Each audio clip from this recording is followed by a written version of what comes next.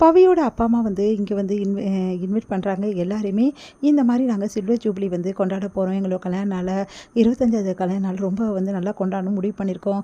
அதனால் எல்லோரும் இன்வைட் பண்ண தான் இங்கே வந்திருக்கோம். குடும்பத்தோடு நீங்கள் எல்லோரும் கலந்துக்கணும் அப்படின்னு சொல்லிட்டு இன்வைட் பண்ணுறாங்க. அதனால் எல்லோரும் ரொம்ப சந்தோஷப்படுறாங்க. அடுத்து வந்து எல்லாருமே வந்து அதை பற்றி பேசிகிட்டு இருக்காங்க. இங்கே வந்து கண்மணி அன்பும் வந்து இதை பற்றி பேசுகிறாங்க. அப்போ கண்மணி சொல்கிறாங்க, இங்கே பாருங்கள், நம்ம அவங்களுக்கு ஒரு கிஃப்ட் கொடுக்கணும்ல அப்படின்னோடனே, ஆமாம் கிஃப்ட் கொடுக்கணும். அப்போ என்ன கிஃப்ட் கொடுக்கலான்னு நீங்கள் நினைக்கிறீங்க அப்படின்னோடனே, நிறைய கிஃப்ட் விற்கிது கண்மணி, எதையாவது ஒன்று வாங்கி அவங்களுக்கு நம்ம கொடுத்துடலாம், ஒன்றும் பிரச்சனை இல்லை அப்படின்னோடனே, ஏங்க அந்த மாதிரி கொடுத்தா நல்லா இருக்குமா? நான் வந்து ஒரு கிஃப்ட் வச்சுருக்கேங்க, இதை நான் கொடுக்கணும்னு ஆசைப்பட்றேன், நீங்கள் என்ன சொல்கிறீங்க அப்படின்றாங்க. சரி கண்மணி, என்ன கிஃப்ட் காட்டு அப்படின்னோடனே ஒரு முருகர் எடுத்து வந்து காட்டுறாங்க. முருகர் சிலையை. இந்த முருகர் சிலையை அவங்களுக்கு நம்ம கிஃப்டாக கொடுக்கலாமா? ஏன்னா அவங்க இவ்வளோ நாள் நல்லா வாழ்ந்துட்டாங்க, இதுக்கப்புறமும் நல்லா சந்தோஷமாக வந்து நோய் நொடி இல்லாமல் வாழணும் அப்படின்னு சொல்லிட்டு முருகர் துணைவி இருப்பார். அதனால் இந்த கிஃப்ட்டை நம்ம கொடுத்துடலாம் அப்படின்னு சொல்கிறாங்க. ரொம்ப நல்லாயிருக்கு அப்படின்னு சொல்வீங்கன்னு பார்க்குறேன், என்ன பார்த்துட்டே இருக்கீங்க அப்படின்னோடனே, சரி முருகர் தானே, நல்லா தான் இருக்கான் அப்படின்னு நம்ம சொல்கிறாங்க. என்ன நல்லா இருக்கானா? நீங்கள் என்ன சொல்கிறீங்க? ஆமாம் முருகன்னா நல்லா இருக்கான்னு சொன்னேன். கொஞ்சம் கூட மரியாதை இருக்கா முருகருக்கு அவன் வா போன்னு சொல்லக்கூடாது, அவர் தான் சொல்லணும், முருகர் நல்லா இருக்காரு அப்படின்னு சொல்லிட்டு சொல்லுங்கள். நீ கூட தான் அன்னைக்கு நம்ம 2 பேரும் வந்து அந்த பர்ஃபார்மன்ஸ் பண்ணணும்ல நாடகம், அதில் நீ என்ன சொன்ன? டேய் முருகா, நீ என்ன இப்படி பண்ணுற அப்படி பண்ணுறேன்னு சொல்லிட்டு இப்படிலாம் நீ பேசின என்கிட்ட. ஐயோ, அது நான் உங்ககிட்ட பேசினேங்க. என்கிட்ட பேசினா முருகர்கிட்ட பேசின மாதிரி தானே. அன்றைக்கி நான் முருகர் விஷயம் தானே போட்டிருந்தேன். ஐயோ, நான் உங்களை நினச்சி தாங்க எல்லாம் சொன்னேன்.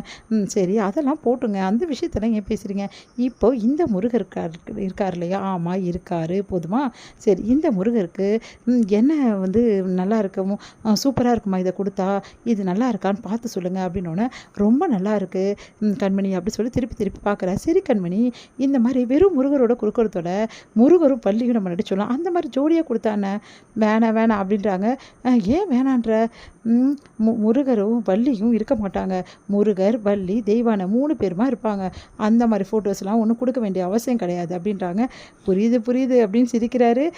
பயங்கர பொறாமை தான் உனக்கு அப்படின்னோடனே, எனக்கு இது தாங்க முருகர் சாமிக்கிட்ட ஒரு விஷயம் மட்டும் கஷ்டமாக இருக்கும், அந்த 2 பொண்டாட்டி தான் எனக்கு பிடிக்காதுங்க, மற்றபடிலாம் முருகர் எனக்கு ரொம்ப பிடிக்கும் அப்படின்றாங்க. ஓ அப்படியா, சரி அப்படின்னா 2 பொண்டாட்டி யாருக்கு எந்தெந்த சாமிக்கு இருக்கோ அந்த சாமியெல்லாம் உனக்கு பிடிக்காதுன்னு சொல்கிற? அப்படியா இல்லை, சாமி எனக்கு பிடிக்கும் தான், ஆனால் இந்த 2 பொண்டாட்டி தான் பிடிக்காது. எனக்கு எப்போவுமே ஒருத்தனுக்கு ஒருத்தி தாங்க, அது எக்காரணம் கொண்டு மாறவே கூடாது, அதில் மட்டும் எனக்கு விட்டு கொடுக்கவே மாட்டேன் அப்படின்னோடனே அப்படியே யோசிக்கிறாரு. கண்மணி இவ்வளோ பிடிவாதமாக இருக்கா? அப்போது உண்மையிலேயே வந்து நான் இவ்வளோ தான் விரும்பலை, இந்த வெண்ணிலாவை தான் விரும்பணும்னு கல்யாணத்துக்கு முன்னாடி தெரிஞ்சால் ரொம்ப ஃபீல் பண்ணுவாளோ அப்படின்னு சொல்லிட்டு வருத்தம் அடைகிறாரு. இங்கே வந்து எல்லாருமே வந்து என்ன பண்ணுறாங்க, அந்த ஃபங்க்ஷனுக்காக போகிறாங்க. எல்லாருமே வந்து பேசிகிட்டு இருக்காங்க. அப்போ கண்மணி அன்பும் வந்து எல்லாருக்கிட்டையும் பேசிகிட்டு இருக்காங்க. சரி, நீங்கள் 2 பேரும் ரொம்ப அழகாக இருக்கீங்க, பொருத்தமாக இருக்கீங்க அப்படின்னு சொல்லிட்டு எல்லாம் சொல்கிறாங்க.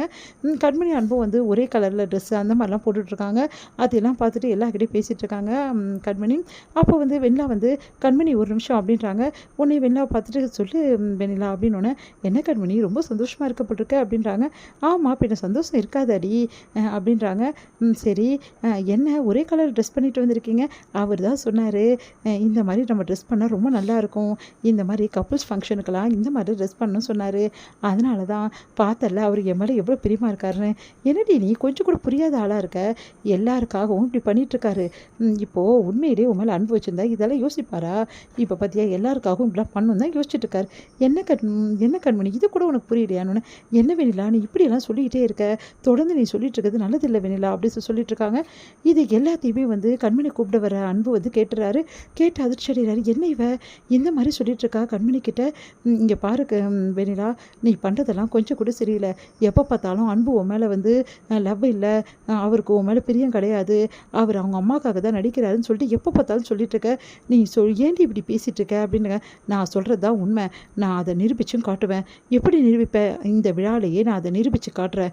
அவர் எல்லாருக்காக தான் உங்ககிட்ட நடிக்கிறாரு, உன் மேலே அன்பு காதலாக இல்லைன்னு சொல்லிட்டு நிரூபித்து காட்டணுன்னா நீ கண்டிப்பாக ஒத்துக்கணுண்டி அப்படி சொல்லிட்டு போகிறாங்க.